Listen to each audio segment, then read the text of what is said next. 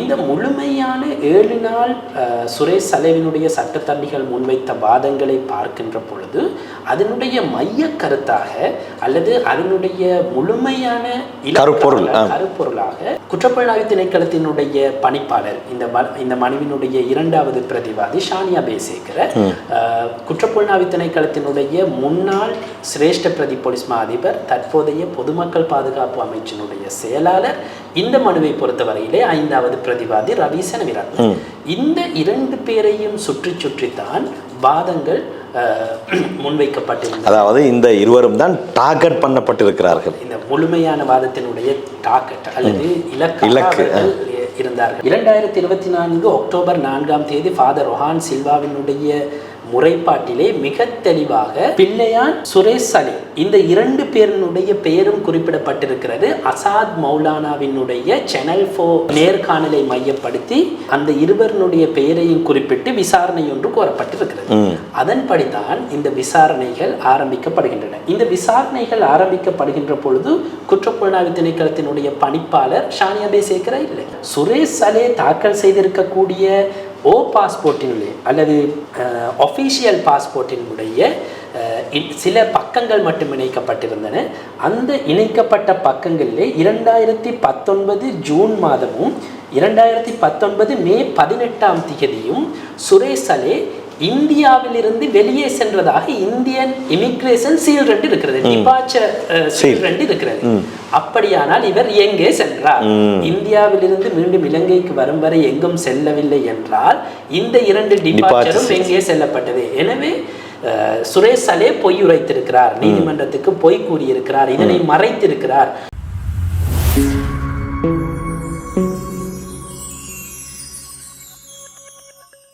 இது short news வழங்கும் beyond the news.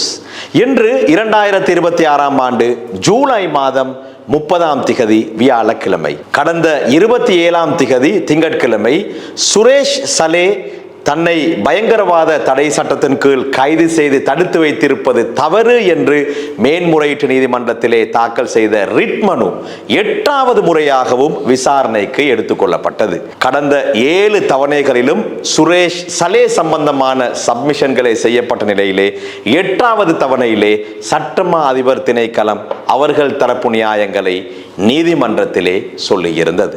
இன்றைய நிகழ்ச்சியிலே முழுமையாக கடந்த திங்கட்கிழமை கொழும்பு மேன்முறையீட்டு நீதிமன்றத்திலே என்னென்ன விடயங்கள் பேசப்பட்டன என்பதை அலசுவதற்கு தயாராக இருக்கின்றோம். வளமை போன்று இன்றும் புலனாய்வு பத்திரிகையாளர் ஃபசீர் முகமது கலையகத்தில் இருக்கின்றார். நிகழ்ச்சிக்குள் அவர்களை அன்போடு வரவேற்றுக் கொள்கிறேன். அஸ்ஸலாமு அலைக்கும். வணக்கம் ஃபசீர். வலைக்கும் அஸ்ஸலாம். வணக்கம். கடந்த திங்கட்கிழமை அதாவது 8வது முறையாக நடைபெற்ற இந்த வழக்கு விசாரணையிலே தான் சட்டமா அதிபர் திணைக்களத்திற்கு வாய்ப்பு கிடைக்கிறது அவர்கள் தரப்பு நியாயங்களை சொல்வதற்கு. நிச்சயமாக முக்கியமான விடயங்கள் சொல்லப்பட்டிருக்கும். சொல்லுங்கள், என்ன நடந்தது? அப்துல் ரஹ்மான், இது என்ன, இந்த வழக்கு தொடர்பாக நாங்கள் தொடர்ச்சியாக பேசி வருகின்றோம். அதனால் நான் பழைய விடயங்களுக்கு முழுமையாக செல்லவில்லை. பார்க்காதவர்கள் தாராளமாக எமது யூடியூப் தளத்திலே போய் பார்த்து கொள்ளலாம்.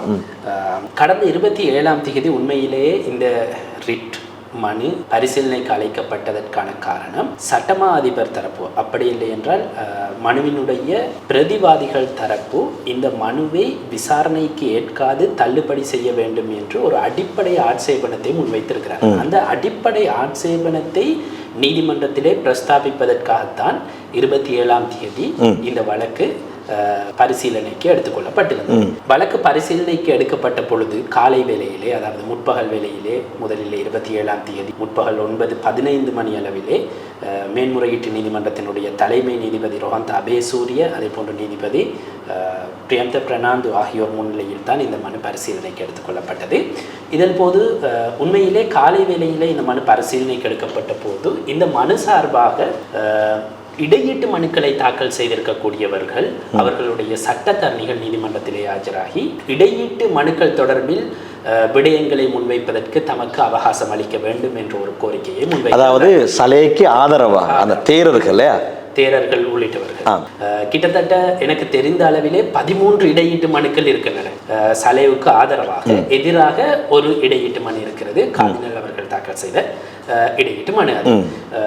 இந்த மனுக்கள் சார்பில் ஆஜராகின்ற ஜனாதிபதி சட்டத்தரணிகள் பல பேர் நீதிமன்றத்திலே ஆஜராகி நீதிமன்றத்தினுடைய கவனத்தை ஈர்த்திருந்தார்கள். குறிப்பாக முதலாவது சந்தர்ப்பத்திலே, அதாவது இடையீட்டு மனு தாக்கல் செய்யப்பட்ட முதல் சந்தர்ப்பத்திலே நீதிமன்றத்திலே அவர்கள் இடையீட்டு மனுதாரர்களாக அவர்களை ஏற்று விடயங்களை முன்வைக்க அவகாசம் கோரிய போது நீதிமன்றம் ஒரு விடயத்தை சொல்லியிருந்தது. அதாவது மனுதாரர் தரப்பு வாதங்கள் நிறைவடைந்த பின்னர் இடையீட்டு மனுதாரர்களினுடைய வாதங்கள் தொடர்பாக பரிசீலிக்கலாம் என்ற ஒரு விடயத்தை முன்கூட்டி சொல்லியிருந்தது. நாங்கள் அதனை இதற்கு முன்னர் சொல்லியிருந்தோம். அந்த விடயத்தை ஞாபகப்படுத்தி சலை சார்பிலான வாதங்கள் முடிந்துவிட்டன, அதாவது மனுதாரர் தரப்பிலான வாதங்கள் முடிந்துவிட்டன, எனவே இடையீட்டு மனுதாரர்களுக்கு சந்தர்ப்பம் தாருங்கள் என்ற கோரிக்கையை அவர்கள் முன்வைத்திருந்தார்கள். என்றாலும் சட்டமா அதிபர் சார்பாக அல்லது பிரதிவாதிகள் சார்பாக நீதிமன்றத்திலே ஆஜராகிய பிரதி சொலிசிட்டர் ஜெனரல் சுஹர் ஷிஹேரா அதற்கு கடும் ஆட்சேபனம் வெளியிட்டார். அதாவது 27ஆம் தேதி இந்த மனு பரிசீலனைக்கு எடுத்துக்கொள்ளப்பட்டதன் நோக்கம் மனு மீதான அடிப்படை ஆட்சேபனங்களை முன்வைப்பதற்காக, அதற்கான அவகாசம் தனக்கு வழங்கப்பட வேண்டும். மாற்றமாக இடையீட்டு மனுதாரர்கள் தொடர்பாக தனக்கு எதிர்வாதங்கள் இருக்கின்றன, இடையீட்டு மனுக்களை நிராகரிக்க வேண்டும் என்ற வாதம் தனக்கு இருக்கிறது. ஆனால் அதற்கு ஏற்கனவே நீதிமன்றம் ஆகஸ்ட் 4 மற்றும் 6ஆம் திகதிகளிலே திகதி குறித்திருக்கிறது, அது தொடர்பாக ஆராயும். எனவே இப்போது அதனை எடுக்க வேண்டாம். அந்த சந்தர்ப்பத்திலே அந்த இடையீட்டு மனுக்கள் தொடர்பாக தனது ஆட்சேபனத்தை முன்வைக்க தயார். ஆனால் 27ஆம் தேதி தனக்கு ஏற்கனவே முன்கூட்டியே அளிக்கப்பட்ட சந்தர்ப்பத்தின் அடிப்படையிலே மனு தொடர்பிலான அடிப்படை ஆட்சேபனங்களை முன்வைப்பதற்கான சந்தர்ப்பம் வேண்டும் என்ற கோரிக்கையை அவர் முன்வைத்திருந்தார். அப்போது இடையீட்டு மனுதாரர்கள் சார்பாக ஆஜராக இருந்த நான் நினைக்கிறேன் ஜனாதிபதி சட்டத்தரணி மனோகர டி சில்வா உள்ளிட்ட அந்த குழுவினர் சொல்லியிருந்தார்கள், இடையீட்டு மனுக்களையும் சட்டமா அதிபர் அல்லது பிரதிவாதிகள் எதிர்க்கிறார்கள் என்றால் எங்களுடைய வாதங்களை கேட்ட பின் ஒரே அடியாக அந்த சந்தர்ப்பத்தை சட்டமா அதிபருக்கு வழங்கலாம் அல்லவா, எனவே முதலில் எங்களுடைய வாதத்தை கேளுங்கள் என்ற கோரிக்கையை முன்வைத்திருந்தார். எவ்வாறானும் நீதிபதிகள் இடையீட்டு மனுக்களை பரிசீலிப்பதற்கு ஏற்கனவே திகதி குறிக்கப்பட்டிருப்பதால் நீதிமன்றம் ஏற்கனவே பிரதிவாதிகளுக்கு இந்த மனு தொடர்பில் அடிப்படை ஆட்சேபனங்களை முன்வைக்க சந்தர்ப்பம் அளித்திருப்பதாலும் அந்த கோரிக்கையை நிராகரித்து உரிய திகதிகளிலே அந்த விடயங்கள் பரிசீலிக்கப்படும் என்ற விடயத்தை அறிவித்திருந்தார்கள். அதன் பின்னர் சுஹர் ஷிஹேரத் பிரதி சொலிசிட்டர் ஜெனரல் சுரேஷ் சலே தாக்கல் செய்த மனு தொடர்பிலே தனது அடிப்படை ஆட்சேபனங்களை முன்வைத்திருந்தார். குறிப்பாக சுஹர் ஷிஹேரத் 6-7 பிரதிவாதிகள் சார்பாக ஆஜராகின்றார். இந்த மனுவை பொறுத்தவரையிலே நாங்கள் ஏற்கனவே சொல்லியிருந்தோம், 8 பிரதிவாதிகள் இருக்கிறார். போலீஸ் மா அதிபர், குற்றப்புலனாய்வு திணைக்களத்தினுடைய பணிப்பாளர், அதே போன்று குற்றப்புலனாய்வு திணைக்களத்தினுடைய சலே தொடர்பிலான விசாரணைகளை முன்னெடுக்கும் விசேட பிரிவினுடைய பொறுப்பதிகாரி, குற்றப்புலனாய்வு திணைக்களத்தினுடைய சிரேஷ்ட பிரதி போலீஸ் மா அதிபர், பொதுமக்கள் பாதுகாப்பு அமைச்சினுடைய செயலாளர் ரவி செனவிரத்ன, அதே போன்று சட்டமா அதிபர். இந்த சுரேஷ் சலேவுக்கு எதிரான விசாரணைகள் ஆரம்பிக்கப்பட மூல காரணமான அடிப்படை முறைப்பாட்டை அளித்த ஃபாதர் ரொஹான் சில்வா, இவர்கள் தான் பிரதிவாதிகளாக இருக்கிறார்கள். இதிலே ஃபாதர் ரொஹான் சில்வா தவிர்த்து ஏனைய பிரதிவாதிகள் சார்பாக சட்டமா அதிபர்களுடைய பிரதிநிதியான பிரதி சொலிசிட்டர் ஜெனரல் சுஹர் ஷிஹேரத் ஆஜராகின்றார். ஃபாதர் ரொஹான் சில்வா சார்பாக சட்டத்தரணி சுரேல் டி பெரேரா நீதிமன்றத்திலே பிரசன்னமாகின்றார். இப்போது சுஹர் ஷிஹேரத் தனது அடிப்படை ஆட்சேபனங்களை முன்வைக்க ஆரம்பித்து சுரேஷ் சலேவினுடைய சட்டத்தரணி 7 நாளும் நீதிமன்றத்திலே என்ன சொன்னார் என்பதைத்தான் முதலிலே ஒரு சுருக்கமாக நீதிமன்றத்தினுடைய சமரியாக முன்வைத்தார். அதாவது இந்த சுரேஷ் சலேவினுடைய இந்த ரிட் மனு அரசியலமைப்பினுடைய 140வது உறுப்புரைக்கு அமைவாக தாக்கல் செய்யப்பட்டிருக்கக்கூடிய இந்த எழுத்தாணை மனு முதலாக மே 7ஆம் தேதி பரிசீலிக்கப்பட்டிருந்தது. மே 7ஆம் தேதி இந்த மனு பரிசீலிக்கப்பட்ட போது சுரேஷ் சலே சார்பிலே ஆஜரான ஜனாதிபதி சட்டத்தரணி சஞ்சீவ ஜாவர்தன அசாத் மௌலானாவினுடைய வாக்குமூலத்தை மையப்படுத்தி சில வாதங்களை முன்வைத்திருந்தார். அதன் பின்னர் ஜூன் 4ஆம் தேதி இந்த மனு பரிசீலிக்கப்பட்ட போது, 2வது தடவையாக பரிசீலிக்கப்பட்ட போது, சுரேஷ் சலேவுக்கு போலீஸ் தடுப்பு காவலிலே சித்திரவதைகள் நடந்திருக்கின்றன என்ற தோரணையிலே அன்றைய நாளினுடைய சப்மிஷன் அமைந்திருந்தது.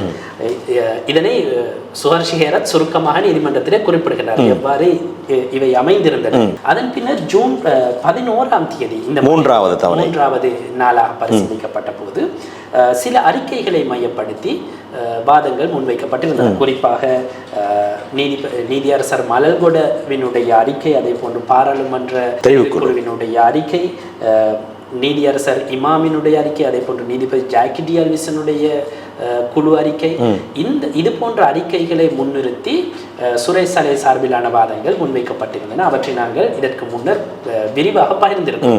ஜூன் 11ஆம் தேதி இந்த மனுக்கள் பரிசீலிக்கப்பட்டிருந்த போது அதிலே சில விளக்கங்களையும் சுஹர்ஷி ஹேரத் நீதிமன்றத்திலே சமர்ப்பித்திருந்தார். 27ஆம் தேதி ஜூன் 11ஆம் தேதி சுரேஷ் சலே சார்பாக நீதிமன்றத்திலே முன்வைக்கப்பட்ட விடயங்களிலே குறிப்பாக சிஐடியினுடைய பணிப்பாளர் ஷானி அபேசேகரவுக்கு எதிராக கடுமையான வாத பிரதிவாதங்கள் முன்வைக்கப்பட்டிருந்தன. அதே போன்று ஜனக் டி சில்வா நீதியரசரினுடைய அறிக்கை, அதாவது உயிர்த்த ஞாயிறு தின தாக்குதல்கள் தொடர்பாக விசாரணை செய்த ஜனாதிபதி விசாரணை ஆணைக்குழுவினுடைய அறிக்கையையும் மையப்படுத்தி சில விடயங்கள் முன்வைக்கப்பட்டிருந்தன.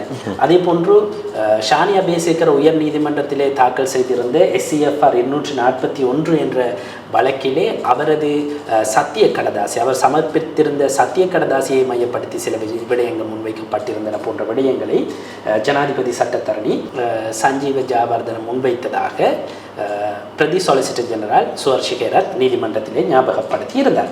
அதன் பின்னர் 11ஆம் தேதி இந்த வழக்கு விசாரணைக்கு எடுத்துக்கொள்ளப்பட்டிருந்த போது, ஜூலை 11ஆம் தேதி விசாரணை கொள்ளப்பட்டிருந்த போது, பரிசீலிக்கப்பட்டிருந்த போதும் ஷானி அபேசேகரவுக்கு எதிராக சில விடயங்களை முன்வைத்திருந்தார்கள். குறிப்பாக ஜாக்கி டி அல்விஸ் அறிக்கையை மையப்படுத்தி ஷானி அபேசேகர் இந்த விசாரணையை முன்னெடுக்க தகுதியற்றவர் என்ற வாதத்தை சலே சார்பிலே முன்வைத்திருந்தார்கள். ஆர்டர் எப்படி அமைகிறது என்றால், பிரதி சொலிசிட்டர் ஜெனரல் சுஹர்ஷி ஹேரத் நீதிமன்றத்திலே முன்வைத்த வாதத்தின் அடிப்படையிலே தான் நான் இந்த ஆர்டரை அமைத்திருக்கிறேன். அவர் 11ஆம் தேதியை குறிப்பிட்டதன் பின்னர் தான் 10ஆம் தேதி நடந்ததை அவர் சொல்கிறார். 10ஆம் தேதி குறிப்பாக FBI அறிக்கையை, அமெரிக்காவினுடைய FBI அறிக்கையை மையப்படுத்திய வாதங்கள் முன்வைக்கப்பட்டதை அவர் ஞாபகப்படுத்தி இருந்தார். அதே போன்று மீண்டும் இந்த வழக்கு அதன் பிறகு 14ஆம் தேதி பரிசீலிக்கப்பட்டிருந்தது. 14ஆம் தேதி ஜூலை 14ஆம் தேதி பரிசீலிக்கப்பட்டிருந்த போது குற்றப்புலனாய்வு திணைக்களத்தினுடைய பிரதான போலீஸ் பரிசோதகர் மாரசிங்க ஜனாதிபதி விசாரணை ஆணைக்குழுவுக்கு அளித்த சாட்சியத்தை மையப்படுத்தியதாக அன்றைய நாளினுடைய வாதங்களை மனுதாரர் தரப்பு முன்வைத்திருந்ததாக அவர் குறிப்பிட்டிருந்தார். அதன் பின்னர் இறுதியாக 17ஆம் தேதி இந்த மனு பரிசீலிக்கப்பட்டிருந்தது என்பதையும் அவர் ஞாபகப்படுத்தி இருந்தார். அதன் பின்னர் தான் அடிப்படை ஆட்சேபனங்களை ஆரம்பிக்கிறார் சுஹர்ஷி ஹேரத். காரணம், இந்த முழுமையான 7 நாள் சுரேஷ் சலேவினுடைய சட்டத்தரணிகள் முன்வைத்த வாதங்களை பார்க்கின்ற பொழுது அதனுடைய மைய கருத்தாக அல்லது அதனுடைய முழுமையான கருப்பொருளாக குற்றப்புலனாய்வு திணைக்களத்தினுடைய பணிப்பாளர், இந்த மனுவினுடைய 2வது பிரதிவாதி ஷானி அபேசேகர், குற்றப்புலனாய்வு திணைக்களத்தினுடைய முன்னாள் சிரேஷ்ட பிரதி போலீஸ் மா அதிபர், தற்போதைய பொதுமக்கள் பாதுகாப்பு அமைச்சினுடைய செயலாளர், இந்த மனுவை பொறுத்தவரையிலே 5வது பிரதிவாதி ரவி செனவிரத்ன, இந்த 2 பேரையும் சுற்றித்தான் வாதங்கள் முன்வைக்கப்பட்டிருந்தது. அதாவது இந்த இருவரும் தான் டார்கெட் பண்ணப்பட்டிருக்கிறார்கள். இந்த முழுமையான வாதத்தினுடைய டார்கெட் அல்லது இலக்கு இருந்தார்கள் என்பதை சுஹர்ஷி ஹேரத் இந்த விடயங்கள் அனைத்தையும் முன்வைத்து நீதிமன்றத்தினுடைய கவனத்துக்கு கொண்டு வந்திருந்தார். உண்மையிலேயே ஒரு எழுத்தாணை மனு, அப்படி இல்லை என்றால் ஒரு ரிட் மனு, முதலிலே நான் ஏற்கனவே இந்த விளக்கத்தை கூறியிருக்கிறேன், இன்னொரு வீடியோவிலும் இதற்கு முன்னர் குறிப்பிட்டிருந்தேன்.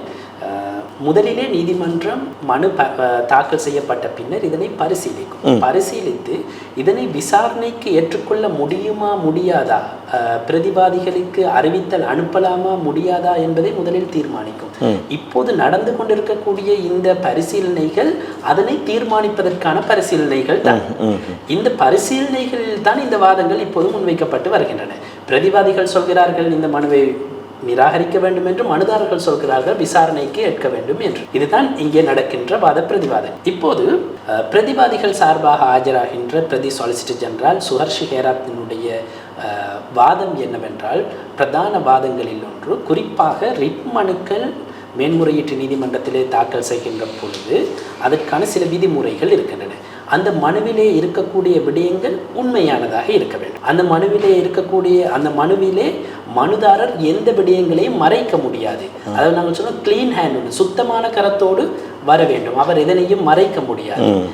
அவ்வாறானதொரு நோக்கத்தோடு வந்துதான் தனக்கான நிவாரணங்களை அவர் பெற வேண்டும், கோர வேண்டும் என்பது எழுத்தாணை மனுவினுடைய அடிப்படை விடயங்கள். இது தொடர்பாக ஏற்கனவே மேன்முறையீட்டு நீதிமன்றம் வழங்கி இருக்கக்கூடிய ஒரு வழக்கு தீர்வை ஞாபகப்படுத்தித்தான் சுஹர்ஷி ஹேரத் தனது வாதங்களை ஆரம்பித்திருந்தார். அதாவது CA ரிட் 265/2009 என்ற வழக்கினுடைய தீர்ப்பு, நீதிபதி அனில் குணரத்ன வழங்கிய தீர்ப்பு. அந்த தீர்ப்பிலே இந்த விடயங்கள் மிக தெளிவாக இருக்கிறது. மனுதாரர் முழுமையான விடயங்களை மறைக்காமல் அப்படியே சொல்லித்தான் தனக்கான நிவாரணத்தை கோர வேண்டும். விடயங்களை மறைக்க முடியாது, பொய்யான விடயங்களை கூற முடியாது, நீதிமன்றத்தை தவறாக வழி நடத்துகின்ற விடயங்களை மனுவிலே உள்ளடக்க முடியாது.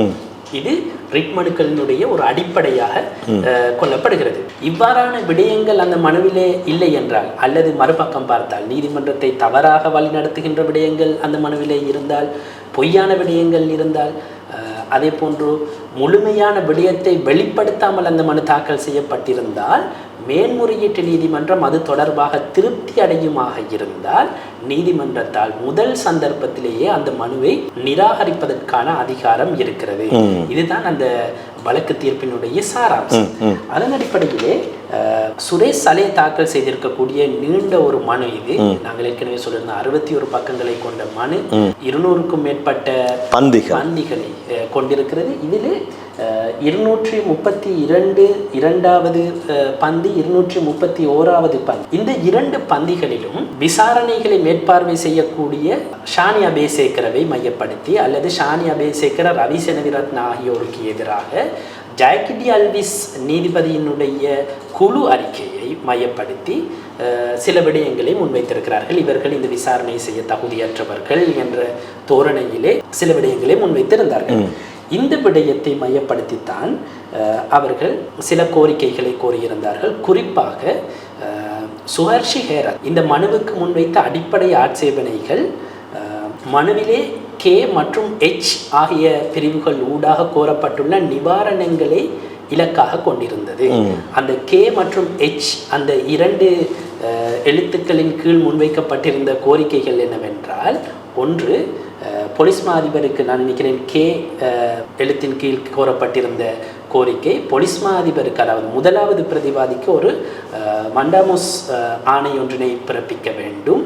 என்ன அந்த ஆணை என்றால், குற்றப்புலனாய்வு திணைக்களத்திடமிருந்து அல்லது ஷானி அபேசேகரவிடமிருந்து இந்த விசாரணைகளை வேறு பிரிவுக்கு மாற்றுவதற்கு போலீஸ் மா அதிபருக்கு உத்தரவிட வேண்டும். இதுதான் முதலாவது அவர்களுடைய பிரதான கோரிக்கைகள் ஒன்று. இந்த அடிப்படை ஆட்சேபனைகள் முழுமையாக இந்த 2 கோரிக்கைகளையும் மையப்படுத்தியதாக இருந்தது. இந்த 2 கோரிக்கைகளும் அவர்கள் கோரியிருப்பது பொய்யான விடயங்களை முன்வைத்து அல்லது நீதிமன்றத்தை தவறாக வழிநடத்துகின்ற விடயங்களை முன்வைத்துத்தான் இந்த கோரிக்கைகளை அவர்கள் கோருகிறார்கள். அதனால் ஏற்கனவே மேன்முறையீட்டு நீதிமன்றத்திலே தீர்க்கப்பட்ட வழக்கு தீர்ப்புகளின் அடிப்படையிலே இந்த ரிட் மனுவை விசாரணைக்கு ஏற்காது தள்ளுபடி செய்ய முடியும் என்ற வாதத்தை தான் அடிப்படை ஆட்சேபனையாக சுஹர்ஷி ஹேரத் நீதிமன்றத்திலே முன்வைக்கின்றார். இதிலே முக்கியமான விடயம் என்னவென்றால், அதாவது நான் ஏற்கனவே சொன்ன சில சித்தாந்தங்கள் இருக்கின்றன தானே. ஒரு ரிட் மனுவை தாக்கல் செய்கின்ற பொழுது முழுமையான தகவல்கள் வெளிப்படுத்தப்பட்டிருக்க வேண்டும், தகவல்களை மறைக்க முடியாது போன்ற விடயங்கள் இருக்கின்றன தானே. இந்த மனுவை பொறுத்தவரையிலே அவ்வாறு இல்லை. இந்த விடயங்களில் இந்த மனுவிலே சில தகவல்கள் மறைக்கப்பட்டிருக்கின்றன, பொய்யான விடயங்கள் சொல்லப்பட்டிருக்கின்றன என்ற விடயங்களை ஒப்புவிப்பதற்காக சில விடயங்களை சுஹர்ஷி ஹேரத் நீதிமன்றத்திலே முன்வைத்தார். அதாவது சுரேஷ் சலே தொடர்பிலான இந்த விசாரணைகள் 2024 அக்டோபர் 4ஆம் தேதி கிடைக்கப்பெற்ற முறைப்பாட்டை மையப்படுத்தி ஆரம்பிக்கப்பட்ட விசாரணை.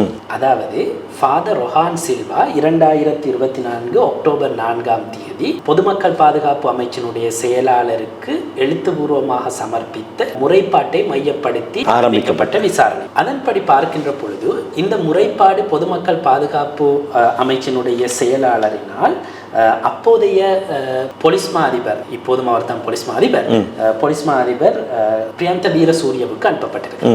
பிரியந்த வீரசூரிய அந்த முறைப்பாட்டை அப்போது சிஐடியினுடைய பிரதி போலீஸ் மா அதிபராக இருந்த ரொஹான் பிரேமரத்னவுக்கு மாற்றியிருக்கிறார். ரொஹான் பிரேமரத்ன அந்த முறைப்பாட்டை அப்போது சிஐடியினுடைய பணிப்பாளராக இருந்த மங்கள தெஹிதனியவுக்கு மாற்றியிருக்கிறார். அதன் பிரகாரம் தான் இந்த விசாரணைகள் ஆரம்பிக்கப்பட்டிருக்கின்றன. மற்றபடி சுரேஷ் சலேவுக்கு எதிராக நேரடியாக ஷானியா பேசேக்கிற இந்த விசாரணையை ஆரம்பிக்கவில்லை. அல்லது ஷானியா பேசேக்கிற குற்றப்புலனாய்வு திணைக்களத்தினுடைய பணிப்பாளராக வந்ததும் ஓடி சென்று சுரேஷ் சலேவை கழுத்துக்கிட்டால பிடிச்சி இழுத்துட்டு வரல.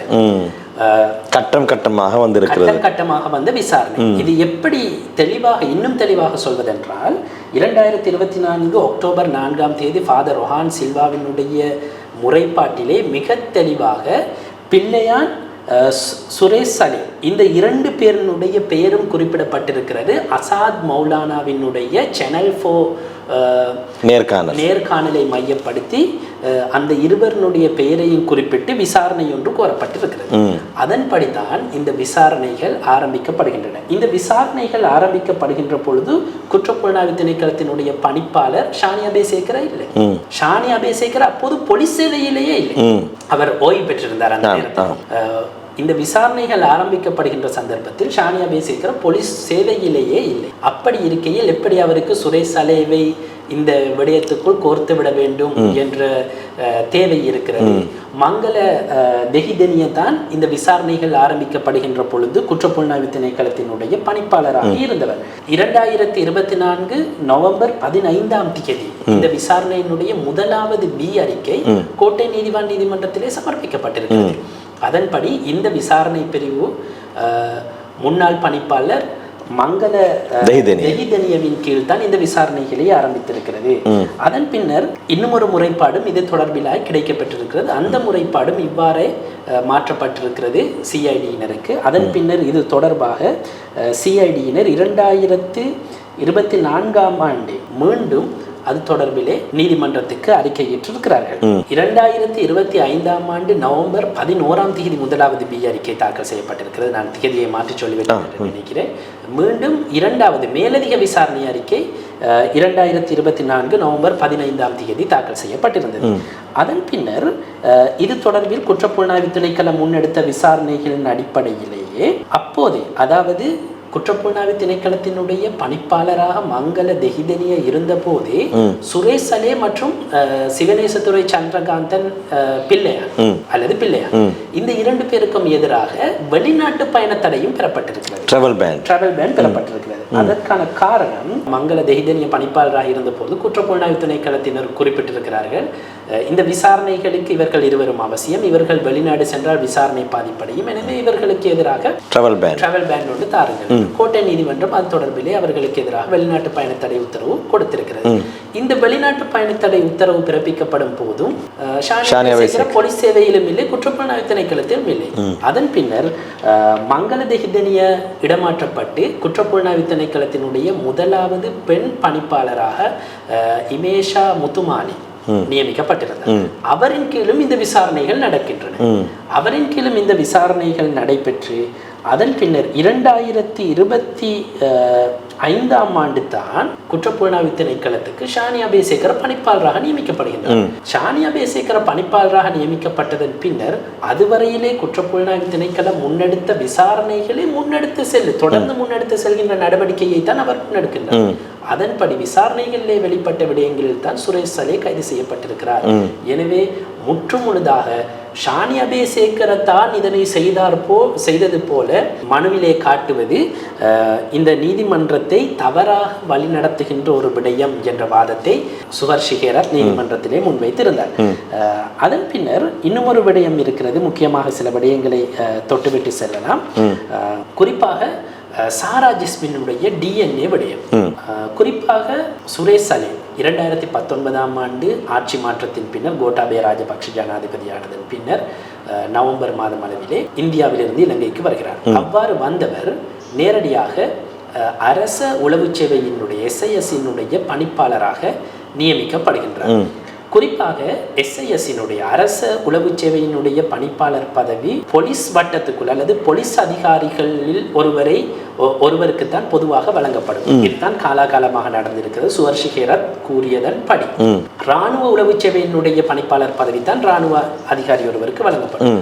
ஆனால் முதலாக இராணுவ அதிகாரி ஒருவர் SAS டிரெக்டராக அல்லது அரச உளவு சேவையினுடைய பணிப்பாளராக நியமிக்கப்பட்டிருக்கிறார் தான் சுரேஷ் சலே. அவர் அந்த பதவியிலேயே நியமிக்கப்பட்டதன் பின்னர் சாரா ஜஸ்மின் தொடர்பான விசாரணைகளுக்கு அவர் அழுத்தம் பிரயோகித்தார் என்பதை நீதிமன்றத்திலே சுஹர்ஷி ஹேரத் குறிப்பிட்டிருந்தார். அதாவது அப்போது குற்றப்புலனாய்வு திணைக்களத்துக்கு பொறுப்பான பிரதி போலீஸ் மா அதிபராக இருந்த பிரசாத் ரணசிங் 2026 மார்ச் 11 குற்றப்புலனாய்வு திணைக்களத்துக்கு ஒரு வாக்குமூலத்தை வழங்கி இருக்கிறார். அந்த வாக்குமூலத்திலே சுரேஷ் சலே எவ்வாறெல்லாம் சாரா ஜஸ்மினுடைய விசாரணைகளுக்கு அழுத்தம் கொடுத்தார் என்ற விடயத்தை அவர் குறிப்பிட்டிருக்கிறார். அதாவது சாரா ஜஸ்மினுடைய 2வது 3வது DNA பரிசோதனைகளை முன்னெடுப்பதற்கு சுரேஷ் சலே பாதுகாப்பு குழு கூட்டத்திலே ஜனாதிபதியூடாக தனக்கு அழுத்தம் பிரயோகித்ததாக பிரசாத் ரணசிங்க முன்னாள் பிரதி போலீஸ் மா அதிபர் வாக்குமூலம் அளித்திருக்கிறார். எனவே இவர் இவ்வாறு தான் இந்த விசாரணைகளிலே தாக்கம் செலுத்தினார். அவ்வாறானதொருவர் தான் இப்போது நீதிமன்றத்துக்கு வந்து தன்னை கைது செய்தது தடுத்து வைத்துள்ளமை தொடர்பாக நிவாரணங்களை கோரியிருக்கிறார். எனவே அவர் சுத்தமான கரங்களோடு இங்கு வரவில்லை என்பதை நீதிமன்றத்திலே சுஹர்ஷி ஹேரத் பிரஸ்தாபிக்கின்றார். அதே போன்று இன்னும் ஒரு முக்கியமான விடயம் இருக்கிறது. இந்த DNA விடயத்துக்கு மேலதிகமாக சுரேஷ் சலேவினுடைய கடவுச்சீட்டு விவகாரம், பாஸ்போர்ட் விவகாரம், இந்த விடயத்தையும் நீதிமன்றத்திலே சுஹர்ஷி ஹேரத் பெரிதாக சுட்டிக்காட்டியிருந்தார். அதிலே ஒரு விடயம்தான் சுரேஷ் சலே மலேசியாவினுடைய தூதரகத்துக்கு ஒரு அதிகாரியாக அனுப்பப்படுகின்ற பொழுது அவருக்கு ஒரு டிப்ளமேட்டிக் பாஸ்போர்ட், ராஜதந்திர கடவுச்சீட்டு ஒன்று விநியோகிக்கப்பட்டிருக்கிறது. அதனுடைய இலக்கங்கள் சொல்லப்பட்டன. இலக்கம் சொல்லலாம், டி பாஸ்போர்ட், டிப்ளமேட்டிக் பாஸ்போர்ட் சொல்லி D-64511-7 என்ற இலக்கத்தை கொண்ட ஒரு டிப்ளமேட்டிக் பாஸ்போர்ட். இந்த டிப்ளமேட்டிக் பாஸ்போர்ட்டினுடைய ஒரு பிரதி இந்த வழக்கோடு இணைக்கப்பட்டிருக்கிறது.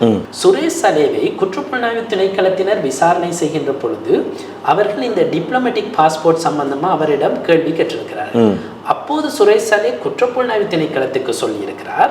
சுஹர்ஷி ஹேரத்தினுடைய கூற்றுப்படி குற்றப்புலனாய்வு திணைக்களத்துக்கு சொல்லியிருக்கக்கூடிய விடயம் என்னவென்றால், தனக்கு வழங்கப்பட்ட டிப்ளமேட்டிக் பாஸ்போர்ட் அல்லது டி பாஸ்போர்ட்டை தான் மலேசியாவிலிருந்து மீண்டும் இலங்கைக்கு திரும்பியதும் வெளிவிவகார அமைச்சிடம் கையளித்து விட்டதாக குறிப்பிட்டிருக்கிறார். அப்படியானால் சுரேஷ் சலே சொல்வது உண்மை என்றால் சுஹர்ஷி ஹேரத் பிரதி சொலிசிட்டர் ஜெனரலினுடைய வாதம் என்னவென்றால், நீதிமன்றத்திலே தாக்கல் செய்யப்பட்டிருக்கக்கூடிய இந்த எழுத்தாணை மனுவோடு இணைக்கப்பட்டிருக்கக்கூடிய செர்டிஃபைட் காப்பி, ட்ரூ காப்பி பண்ணி சர்டிஃபைட் பண்ணப்பட்ட ஒரு காப்பி ஒரு பிரதி இணைக்கப்பட்டிருக்கிறது, டி பாஸ்போர்ட்டினுடைய பிரதி. இதனை எப்படி இணைக்க முடியும்? இந்த பாஸ்போர்ட் இப்போது வெளிவிவகார அமைச்சிடம் கையளிக்கப்பட்டிருந்தால் எப்படி ட்ரூ காப்பி பண்ணி நீதிமன்றத்திலே முன்வைக்க முடியும்? அப்படியானால் அதனை ட்ரூ காப்பி பண்ணி இருந்தார் சட்டத்தரணி ஒருவர், அந்த சட்டத்தரணி செய்திருப்பது பிழையான வேலை என்பதை நீதிமன்றத்திலே அப்படி, அதாவது ட்ரூ காப்பி பண்ணுவதாக இருந்தால் அது பாவனையில் இருக்க வேண்டும், கம்பேர் ஆக வேண்டும், ஒரிஜினலோடு ஒப்பிட்டு தான் அதனை செய்ய வேண்டும். ஒரிஜினல் வெளிவிவகார அமைச்சிலே இருக்கின்ற பொழுது, அதாவது சுரேஷ் சலேவினுடைய வாக்குமூலம் படி அது இருக்க வேண்டும் வெளிவிவகார அமைச்சர். அப்படியானால் எப்படி இதனை ட்ரூ காப்பி பண்ண முடியும் என்ற கேள்வியை அவர் எழுப்பி இருந்தார். அதோடு அப்படியானால் இது நீதிமன்றத்தை தவறாக வழிநடத்தும் நோக்கோடு இந்த ஒரு ஆவணம் இணைக்கப்பட்டிருக்கிறது, இந்த ட்ரூ காப்பி பண்ணப்பட்டிருக்கக்கூடிய விவகாரம் பிழையானது. ஏனென்றால் சுஹர்ஷி ஹேரத் மிக தெளிவாக நீதிமன்றத்திலே குறிப்பிட்டிருந்தார், மேன்முறையீட்டு நீதிமன்ற சட்டத்திட்டங்கள் இருக்கின்றன. அதாவது உயர் நீதிமன்றத்துக்கு சில நாங்கள் சொல்லுவோம் அப்பலைட் ரூல்ஸ் என்று சொல்லி மேன்முறையீட்டு நீதிமன்ற ரூல்ஸ், அதே போன்று சுப்ரீம் கோர்ட் ரூல்ஸும் இருக்கின்றது. மேன்முறையீட்டு நீதிமன்றத்தினுடைய ரூல்ஸ் பிரகாரம், அந்த சட்டத்திட்டங்கள் பிரகாரம் மனு ஒன்றினை தாக்கல் செய்கின்ற பொழுது அதனோடு இணைக்கப்படுகின்ற ஆவணங்கள் இருக்கின்றன. மனுவை தாக்கல் செய்கின்ற பொழுது சத்திய கடதாசி ஊடாக அதனை முன்வைக்க வேண்டும். அதே போன்று அதனோடு இணைக்கப்படுகின்ற அனைத்து இணைப்பாவணங்களும் சர்டிஃபைட் காப்பியாக இருக்க வேண்டும் அல்லது ட்ரூ காப்பியாக இருக்க வேண்டும். ஒரிஜினலை இணைக்கணும், அப்படி இல்லைன்னா சர்டிஃபைட் காப்பி, உறுதிப்படுத்தப்பட்ட ட்ரூ காப்பீஸ் தான் இணைக்கணும். சும்மா எல்லாம் தாழ் துண்டெல்லாம் போட முடியாது. அப்படியானால் இங்கு ட்ரூ காப்பி என்று இணைக்கப்பட்டுள்ள ஆவணம் பிழையான ஒரு ஆவணம், ஒரிஜினலோடு ஒப்பிடப்படாது ட்ரூ காப்பி பண்ணப்பட்டிருக்கிறது. எனவே இது மேன்முறையீட்டு நீதிமன்ற ரூல்ஸுக்கு, அப்பலைட் ரூல்ஸுக்கு எதிரானது. எனவே அதுவும் இந்த மனுவை விசாரணை செய்யாமல் தள்ளுபடி செய்ய போதுமான காரணி என்ற வாதத்தை அவர் முன்வைக்கின்றார். அதே போன்று அந்த இடத்திலே அவர் இன்னும் ஒரு விடயத்தை சொல்கின்றார். இவ்வாறு ஒரு சர்டிஃபைட் காப்பி டி பாஸ்போர்ட் விடயம் தொடர்பாக அல்லது டிப்ளமேட்டிக் பாஸ்போர்ட் விடயம் தொடர்பாக இணைக்கப்பட்டிருக்கிறது. அதே போன்று இன்னும் ஒரு கடவுச்சீட்டினுடைய பாஸ்போர்ட்டினுடைய காப்பி இணைக்கப்பட்டிருக்கிறது. அது ஓ பாஸ்போர்ட், ஒஃபிஷியல் பாஸ்போர்ட். அதாவது சுரேஷ் சலேவினுடைய வாக்குமூலத்திலே அவர் குறிப்பிட்டிருக்கக்கூடிய விடயம் என்னவென்றால், குற்றப்புலனாய்வு திணைக்களத்துக்கு டிப்ளமேட்டிக் பாஸ்போர்ட்டை கொடுத்து தான் ஒஃபிஷியல் பாஸ்போர்ட்டை பெற்றுக்கொண்டதாகவும் அந்த ஒஃபிஷியல் பாஸ்போர்ட்டில் இந்தியாவுக்கு சென்றதாகவும், இந்தியாவுக்கு தான் 2019 ஜனவரி மாதம் சென்றவர் மீண்டும் இலங்கைக்கு திரும்பியது 2019 நவம்பர் மாதம் தான், இடையிலே எங்கும் செல்லவில்லை என்ற ஒரு வாக்குமூலத்தை கொடுத்திருக்கிறார். ஆனால் சுரேஷ் சலே தாக்கல் செய்திருக்கக்கூடிய ஓ பாஸ்போர்ட்டினுடைய அல்லது ஒஃபிஷியல் பாஸ்போர்ட்டினுடைய சில பக்கங்கள் மட்டும் இணைக்கப்பட்டிருந்தன.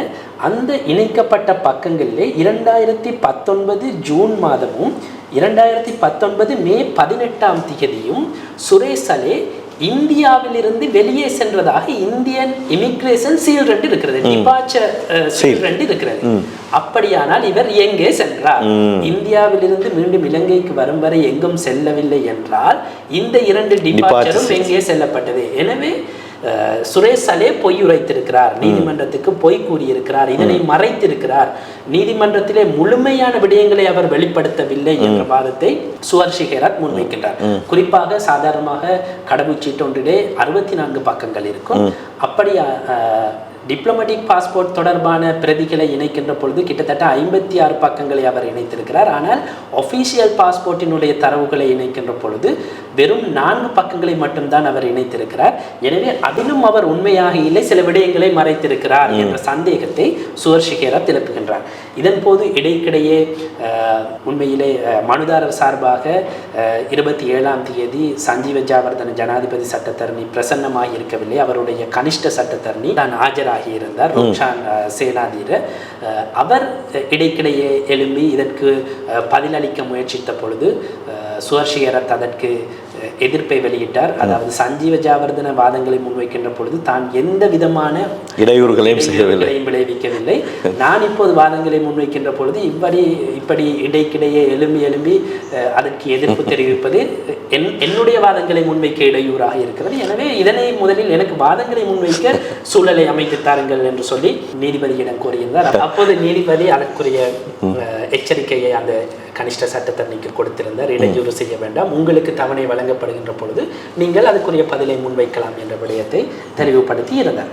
அதாவது இப்போது இருக்கின்ற விடயம் என்னவென்றால், இந்த விடயத்திலே இடையூறு செய்து அந்த கனிஷ்ட சட்டத்தரணி சொன்ன விடயம் என்னவென்றால், டிப்ளமேட்டிக் பாஸ்போர்ட்டை வெளிவிவகார அமைச்சிலே கையளித்த பொழுது அவர்கள் அதை கேன்சல் பண்ணி சீல் பண்ணி தனக்கு மீண்டும் தந்துவிட்டதாக அவர் குறிப்பிட்டிருந்தார். அது தன்னிடம் இருக்கிறது, அந்த பாஸ்போர்ட்டை பார்த்து தான் ட்ரூ காப்பி பண்ணினோம், ஒரிஜினல் இல்லாமல் எல்லாம் இப்படி செய்யலை, நாங்கள் சரியாக அப்ளைட் ரூல்ஸை சரியாக பின்பற்றி இருக்கிறோம் என்ற வாதத்தை அவர் முன்வைத்தார்.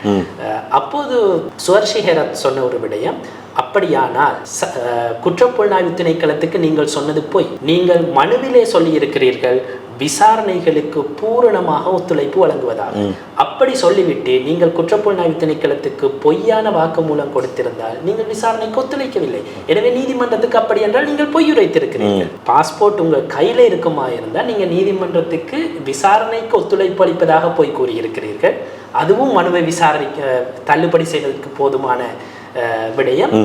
அப்படி இல்லை என்றால் பாஸ்போர்ட் வெளிவிவகார அமைச்சில் இருக்கும் என்றால் ஒரிஜினலோட ஒப்பிடாது நீங்கள் ட்ரூ காப்பி பண்ணியிருக்கிறீங்க, அது அப்ளைட் ரூல்ஸுக்கு விரோதமானது. அப்ளைட் ரூல்ஸ் 31A பிரகாரம் அது விரோதமானது. எனவே அதன்படியும் மனுவை தள்ளுபடி செய்ய முடியும், நீங்க எதை எடுத்தாலும் அதில் தள்ளுபடி செய்ய முடியும் என்ற வாதத்தை சுவர்ஷி ஹேரத் முன்வைக்கின்றார். இதற்கிடையே பகல் போசன இடைவேளை வழங்கப்பட்ட போது சுரேஷ் சலேவினுடைய மகனை அவசரமாக எங்கோ அனுப்பி அந்த ஒரிஜினல் பாஸ்போர்ட் எல்லாம் நீதிமன்றத்துக்கு எடுத்துட்டு வந்திருந்தாங்க. எடுத்துட்டு வந்து நீதிபதிக்கு காட்டிய போது நீதிபதி சொன்னார், இதை உங்களுடைய வாதங்களின் போது நீங்கள் பொருத்தமான சந்தர்ப்பத்திலே முன்வைங்கள், இப்போதைக்கு தேவையில்லை என்ற விடயத்தை சொல்லியிருந்தார். அதாவது பாஸ்போர்ட் அவர்களுடைய கையில் தான் இருக்கிறது என்பதை அவர் வெளிப்படுத்தி இருந்தார். அடுத்து இரண்டாவது விடயம் தான் அந்த இந்தியாவில் இருந்து எங்கே அவர் அந்த 2 சந்தர்ப்பங்களில் பயணித்தார் என்ற கேள்வியை இப்போது அவர் சுஹர்ஷிகேர பிரதி சொலிசிட்டர் ஜெனரல் எழுப்பியிருக்கிறார். அதற்குரிய பதிலை மீண்டும் விடயங்களை முன்வைக்கின்ற பொழுது சலே தரப்பு சட்டத்தரணிகள் கொடுக்க வேண்டும். எங்கே சென்றார் என்பது தொடர்பாக எங்கோ சென்றிருக்கிறார், டிபார்ச்சர் சீல் அங்கே இருக்கிறது, அடிக்கப்பட்டிருக்கிறது. எங்கு சென்றார் என்பதை சலே தரப்பு தான் வெளிப்படுத்த வேண்டும். எங்களுக்கு தெரியாது எங்கே சென்றார் என்று சொல்லி. அதே நேரம் இன்னொரு விடயத்தையும் அவர் குறிப்பிடுகின்றார். ஹேமசிறி பிரணாந்து உயிர்த்த ஞாயிறு தின தாக்குதல்கள் நடந்த போது பாதுகாப்பு அமைச்சினுடைய செயலாளராக இருந்தவர். அவர் குற்றப்புலனாய்வு திணைக்களத்துக்கு வழங்கிய வாக்குமூலம் ஒன்றிலே குறிப்பிடுகின்றார், சுரேஷ் சலே தனக்கு கீழ் ஒருபோதும் கடமையாற்றியதில்லை. அதாவது அவர் கடமை சந்தர்ப்பங்களிலே சுரேஷ் சலேவோடு நெருங்கி பழகியதில்லை, கடமையாற்றவில்லை. மாற்றமாக ஒரே ஒரு சந்தர்ப்பத்தில் தான் பாதுகாப்பு அமைச்சனுடைய செயலாளராக இருந்தபோது ஒரே ஒரு சந்தர்ப்பத்தில் சுரேஷ் சலே தன்னை வந்து சந்தித்ததாகவும் முன்னாள் இராணுவ தளபதி மகேஷ் சேனநாயக்கவினுடைய வேண்டுகோளுக்கு இணங்க அவர் தன்னை சந்தித்ததாக குறிப்பிட்டிருந்தார். அப்போது குற்றப்புலனாய்வு திணைக்களத்தினர் கேட்டிருக்கிறார்கள் எப்போது அந்த சந்திப்பு நடந்தது என்று. அதற்கு ஹேமசிறி பிரணாந்து சொல்லியிருக்கிறார், உயிர்த்த ஞாயிறு தின தாக்குதல்கள் நடப்பதற்கு 1 அல்லது 1.5 மாதங்களுக்கு முன்னர் என நினைக்கிறேன். அதாவது சரியாக ஞாபகத்தில் இல்லை, 1 மாதமோ 1.5 மாதமாக இருக்கலாம் என்ற ஒரு விடயத்தை குறிப்பிட்டிருக்கிறார். இதுவும் சுரேஷ் சலேவுக்கு எதிராக இருக்கக்கூடிய ஒரு சான்று. அதாவது சில பக்கங்கள் அவருடைய ஒஃபீஷியல் பாஸ்போர்ட்டினுடைய சில பக்கங்கள் இல்லை. முன்வைக்கப்பட்டிருக்கக்கூடிய பக்கங்களில் 2 டிபார்ச்சர் சீல் இருக்கிறது. ஆனால் டிபார்ச்சர் சீல் 2 உயிர்த்த ஞாயிறு தின தாக்குதல்கள் பின்னரான திகதிகளை குறிப்பிட்டிருந்தாலும் 2 டிபார்ச்சர் சீல்கள் இருக்கின்றன. ஹேமசிறி பெர்னாண்டோ சொல்கிறார், உயிர்த்த ஞாயிறு தின தாக்குதல்களுக்கு 1 அல்லது 1.5 மாதங்களுக்கு முன்னர் சுரேஷ் சலே தன்னை பாதுகாப்பு அமைச்சிலே வைத்து சந்தித்ததாக குறிப்பிடுகின்றார். அப்படியானால் இங்கு ஒரு டவுட் கிரியேட் ஆகிறது, சந்தேகம் ஒன்று எழுகிறது.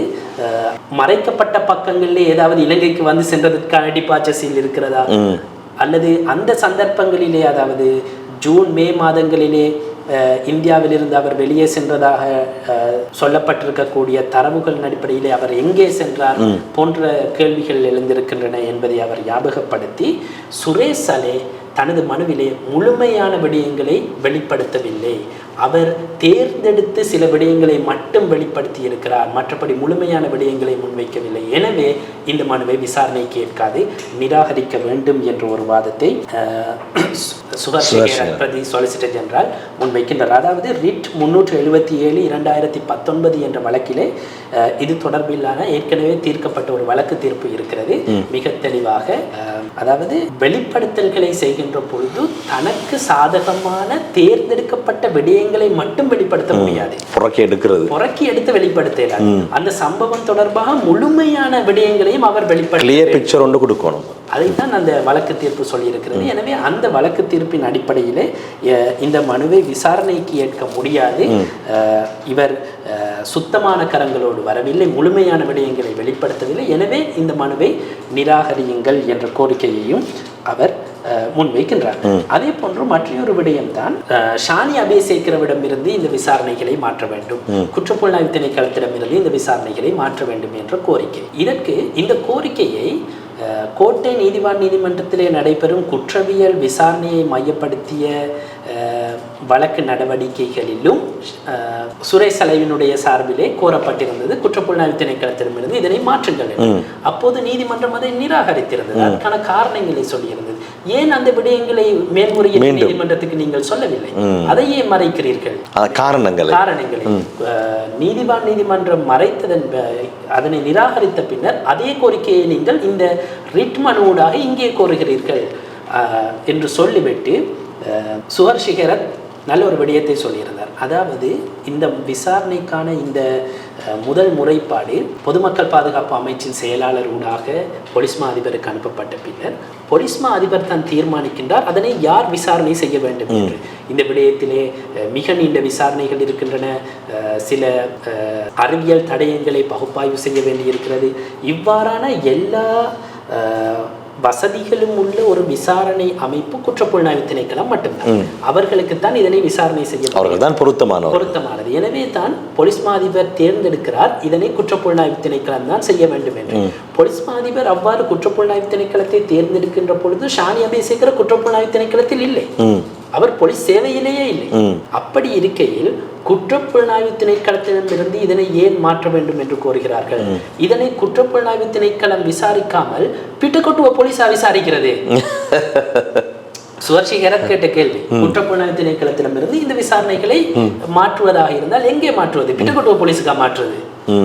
ஏற்கனவே இந்த விவகாரத்திலே இந்த உண்மையிலே அவர் பட்டியலிட்டு காட்டினார். இந்த விவகாரம் வெறுமனே ஒரு குறிப்பிட்ட விடயத்தை மட்டும் மையப்படுத்திய விசாரணை அல்ல, ஒரு பரந்த விசாரணை. இதில் இருக்கிறது சாரா ஜஸ்மினுடைய DNA விவகாரம் தொடர்பிலான விசாரணைகள் இடம்பெறுகிறது. அதே போன்று பவுனதீவு போலீஸ் உத்தியோகத்தர்கள் 2 பேர் கொலை செய்யப்பட்ட சம்பவத்தை LTT மீது போடுவதற்காக திசை திருப்புவதற்கு இராணுவ உளவு பிரிவு தொடர்பு பட்டதாக ஒரு குற்றச்சாட்டு இருக்கிறது. எனவே அந்த கோணத்திலே ஒரு விசாரணை நடக்கிறது. அது தொடர்பில் 2 சந்தேக நபர்கள் கைது செய்யப்பட்டிருக்கிறார்கள்.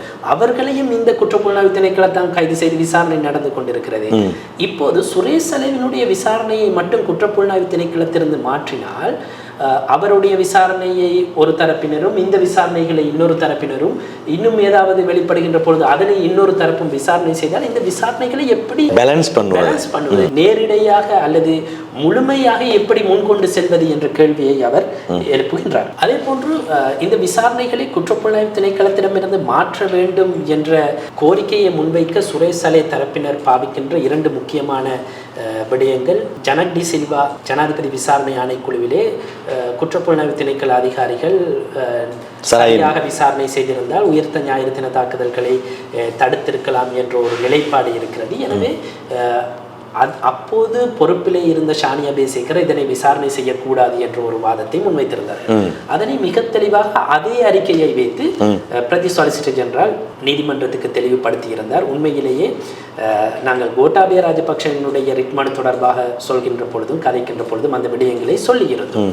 அதாவது உயிர்த்த ஞாயிறு தின தாக்குதல்கள் தொடர்பாக விசாரணை செய்த ஜனாதிபதி விசாரணை ஆணைக்குழுவினுடைய அறிக்கையிலே உயிர்த்த ஞாயிறு தின தாக்குதல்களை தடுக்காமை தொடர்பில் பொறுப்பு கூற வேண்டிய 11 போலீஸ் அதிகாரிகளுடைய பெயர்கள் குறிப்பாக இருக்கின்றன. அதிலே ஷானியா பேசேகரனுடைய பெயர் இல்லை. அப்படி இருக்கையில் சலே பொய்யுரைத்திருக்கிறார். சலே பொய்யாக இந்த விடயங்களை முன்வைத்திருக்கிறார்.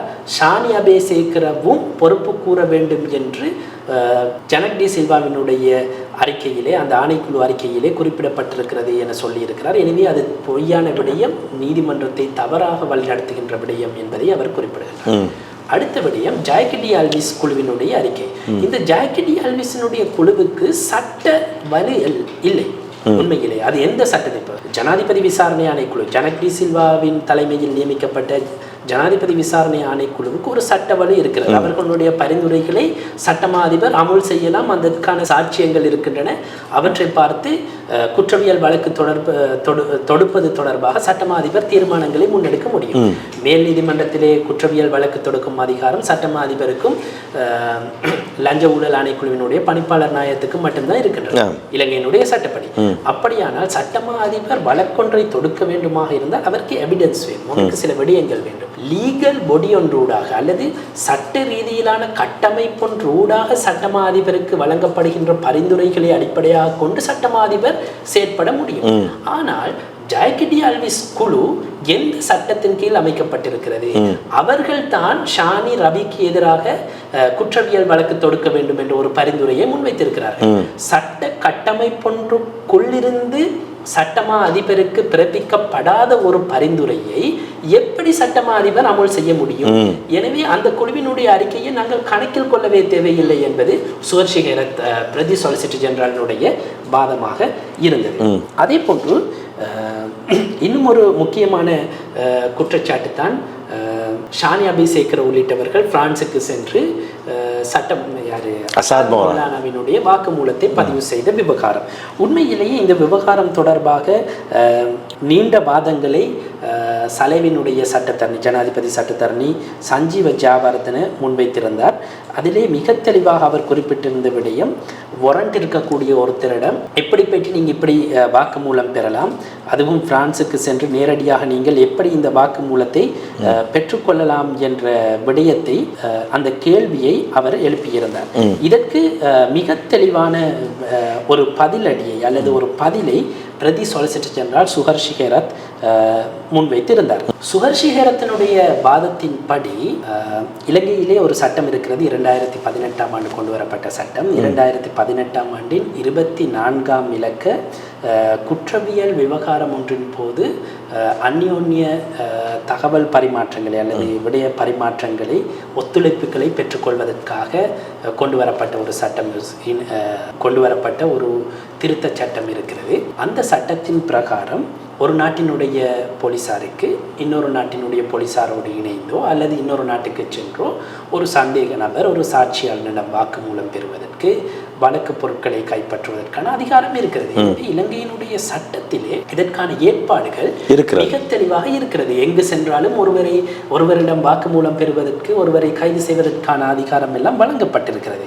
அதனை நாங்கள் சாதாரணமாக சொல்லுவோம் எம்எல்ஏ என்ற அந்த சுருக்க பதம் தான் பயன்படுத்தப்படும் ஆங்கிலத்தில். அதே நேரம் குற்றவியல் நடைமுறை சட்டக்கோவைக்கு கொண்டு வரப்பட்ட ஒரு திருத்தம் இருக்கிறது. அந்த திருத்தத்தின் பிரகாரமும் சாட்சியாளர்களை பாதுகாப்பதுக்காக நாங்கள் சொல்லுவோம் விக்டிம் ப்ரொடெக்ஷன் ஆக்ட். அந்த விக்டிம் ப்ரொடெக்ஷன் ஆக்டுக்கு கீழே இருக்கக்கூடிய சில ஏற்பாடுகளின் கீழும் ஒரு சாட்சியாளரை எவ்வாறு கையாள வேண்டும், ஒரு சாட்சியாளர் எவ்வாறு சாட்சிகளை பெற்றுக்கொள்ள வேண்டும் என்பது தொடர்பிலான விடயங்கள் இருக்கின்றன. எனவே இந்த இலங்கையினுடைய சட்ட கட்டமைப்புக்குள் இருக்கக்கூடிய விடயங்களை ஆராய்ந்து தான் அதிலே வழங்கப்பட்டிருக்கக்கூடிய அதிகாரங்களுக்கு உட்பட்டு தான் குற்றப்புலனாய்வு திணைக்களம் பிரான்சுக்கு சென்று இந்த வாக்குமூலத்தை பதிவு செய்திருக்கிறது. எனவே இதிலே சட்டவிரோதமான செயல்கள் எதுவுமே நடக்கவில்லை என்பதை சுகர்ஷிகரத் நீதிமன்றத்திலே பிரஸ்தாபித்தார். குறிப்பாக அவர் ஒரு விடயத்தை சொன்னார். கடந்த 17ஆம் தேதி இந்த வழக்கு பரிசீலிக்கப்பட்ட போது சுகர்ஷிகரத் நீதிமன்றத்துக்கு வரவில்லை. அவரது கனிஷ்ட சட்டத்தரணி வந்தார். நாங்கள் இதனை முன்னைய வீடியோவிலே சொல்லியிருந்தோம். அந்த 17ஆம் தேதி வராததற்கான காரணம் இந்த மியூச்சுவல் அசிஸ்டன்ட் அல்லது குற்றச்செயல்களின் ஒன்றின் போது அந்யோன்யமாக தகவல்களை பரிமாற்றிக் கொள்வது தொடர்பிலான விடயங்கள், விக்டிம் ப்ரொடெக்ஷன் ஆக்டில் இருக்கக்கூடிய இந்த சாட்சியாளர்களினுடைய விடயங்களை எவ்வாறு கையாள்வது போன்ற விடயங்கள் தொடர்பாக ஒரு மாநாடு இருந்திருக்கிறது. அந்த மாநாட்டுக்கு சென்றிருக்கிறார். அதிலே சுகர்ஷிகரத் நீதிமன்றத்திலே குறிப்பிட்டார், குறிப்பாக இவ்வாறு இருக்கக்கூடிய சர்வதேச அளவிலேயும் நாட்டு சட்டத்திலும் இருக்கக்கூடிய இந்த அதிகாரங்களை மிக குறைவாக பயன்படுத்துகின்ற பிராந்திய நாடு இலங்கை மட்டும்தான். இது அந்த மாநாட்டிலே பேசப்பட்ட விடயம் என்று மிக தெளிவாக சொல்கின்றார். அப்படியாயும் சட்டத்திலே இருக்கக்கூடிய ஒரு விடயத்தை பயன்படுத்தி குற்றப்புலனாய்வு திணைக்களத்தினர் வாக்குமூலத்தை பெற்றிருக்கிறார். இதிலே சட்டவிரோதமான செயற்பாடுகள் எதுவுமே இல்லை என்பதை அவர் ஞாபகப்படுத்துகின்றார். அடுத்த விடயம், சாட்சியாளரான இந்த சுரேஷ் சலேவுக்கு எதிராக இருக்கக்கூடிய பிரதான சாட்சியாளர் ஒருவர் ஜூட் என்று சொல்லக்கூடிய ஒரு இராணுவ ஒற்றர். இந்த இராணுவ ஒற்றரினுடைய சாட்சியத்தின் பிரகாரம் சுரேஷ் சலே ஜூடை தொலைபேசியிலே அழைத்து சொல்லியிருக்கிறார், ஒரு குழு வருவாங்க, அந்த குழு இஸ்லாமிய அடிப்படைவாதம் தொடர்பாக அல்லது முஸ்லீம் அடிப்படைவாதம் தொடர்பாக அவர்கள் தகவல்களை சேகரிக்கின்ற ஒரு குழுவினர். அவர்கள் நீர்கொழும்புக்கு வருவாங்க, வந்தால் நீங்கள் அவங்களுக்கு கொஞ்சம் அசிஸ்ட் பண்ணுங்க, அவங்களுக்கு கொஞ்சம் உதவி செய்யுங்க என்று சொல்லியிருக்கிறார். இவரும் சரி என்று சொல்லிவிட்டு இருந்திருக்கிறார். அப்படி இருக்கையிலே ஒரு நாள் ஒரு இலக்கத்திலிருந்து அவருக்கு அழைப்பு வந்திருக்கிறது. அந்த அழைப்பு வந்த போது ஒருவர் கதைத்திருக்கிறார், சொல்லியிருக்கிறார், அந்த இராணுவ அதிகாரி சொன்ன நபர் நான் கதைக்கிறேன் என்று சொன்னது இவருக்கு சலே சொன்னது ஞாபகம் மீட்டர் ஆகிட்டு. அப்போது சொல்லியிருக்கிறார், பெரியமுள்ள பகுதிக்கு வாங்க என்று சொல்லி. இந்த ஒரு 4 பேர் கொண்ட குழு பெரியமுள்ள பகுதிக்கு சென்றிருக்கிறது. இது ஜூடினுடைய வாக்குமூலத்திலே ஒரு பகுதி. அதனை மேன்முறையீட்டு நீதிமன்றத்திலே சுகர்ஷிகரத் வாசித்து காட்டினார். சென்ற பின்னர் ஜூடை சந்தித்து அவர்கள் ஒரு வேனிலே பயணித்திருக்கிறார்கள். இவர்கள் முஸ்லீம் அடிப்படைவாதம் தொடர்பாக தேடுவதற்காக வந்திருந்தால் முஸ்லீம் பிரதேசங்களுக்குள் சென்றிருக்க வேண்டும் நீர்கொழும்பு பகுதியிலே. ஆனால் இவர்கள் கிறிஸ்தவ கத்தோலிக்க தேவாலயங்கள் இருக்கின்ற பகுதிகளில் தான் நடமாடி இருக்கிறார்கள் வேலையிலே. இதன் போது கட்டுவாப்பிட்டிய தேவாலயத்துக்கு அருகிலே இவர்கள் இறங்கி ஜூஸ் குடிச்சிருக்கிறாங்க.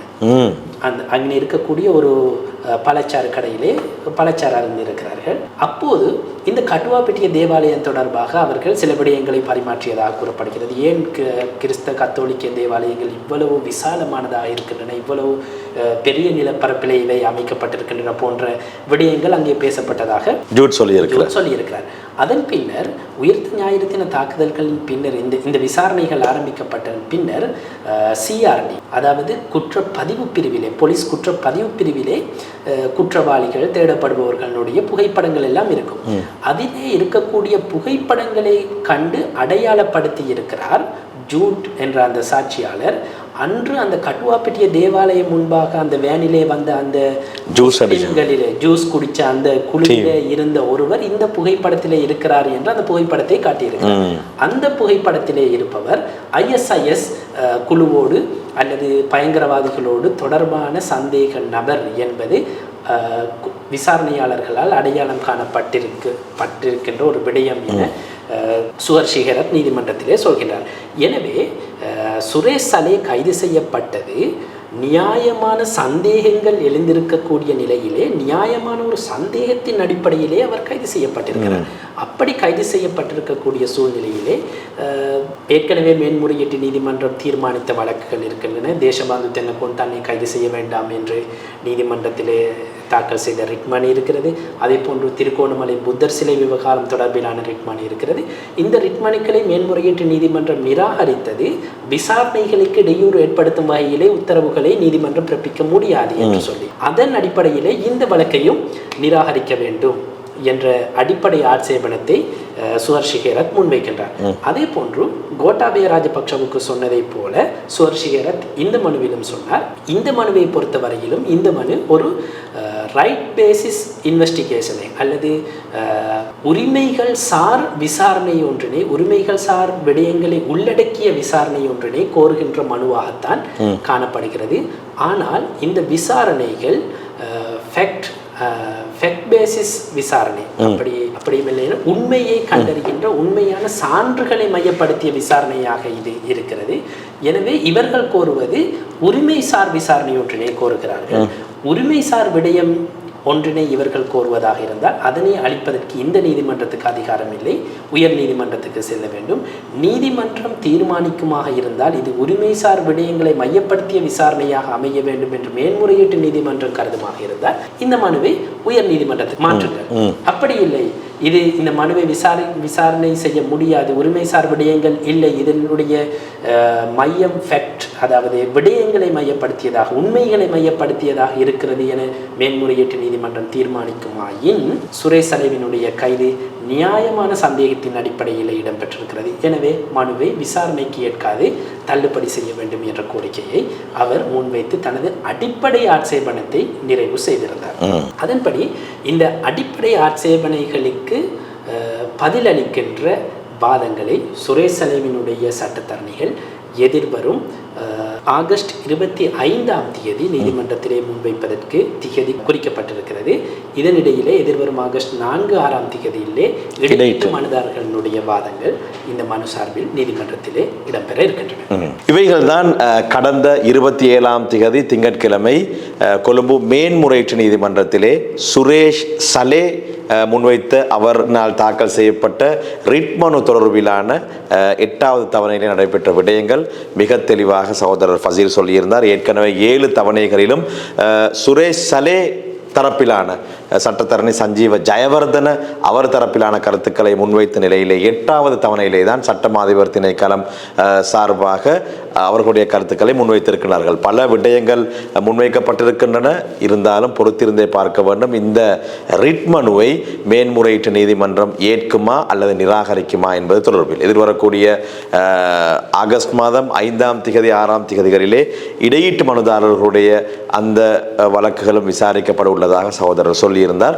பொறுத்திருந்தே பார்க்க வேண்டும். எது எவ்வாறாக இருந்தாலும் இன்றைய நாளிலே கலையகத்திற்கு வந்து கடந்த 27ஆம் தேதி திங்கட்கிழமை கொழும்பு மேன்முறையீட்டு நீதிமன்றத்தில் நடைபெற்ற அத்துணை விடயங்களையும் தெளிவாகவும் விளக்கமாகவும் வழங்கிய சகோதரர் ஃபசீருக்கு நன்றிகளை தெரிவித்துக் கொள்கின்றோம். ரொம்ப நன்றி ஃபசீர். இந்த அளவில் பியாண்ட் தி நியூஸ் நிகழ்ச்சியில் இருந்து விடைபெற்றுக் கொள்கின்றேன். ஒளிப்பதிவாளர் ரியல்மி ஃபலீலுக்கு நன்றிகளை கூறிக்கொண்டு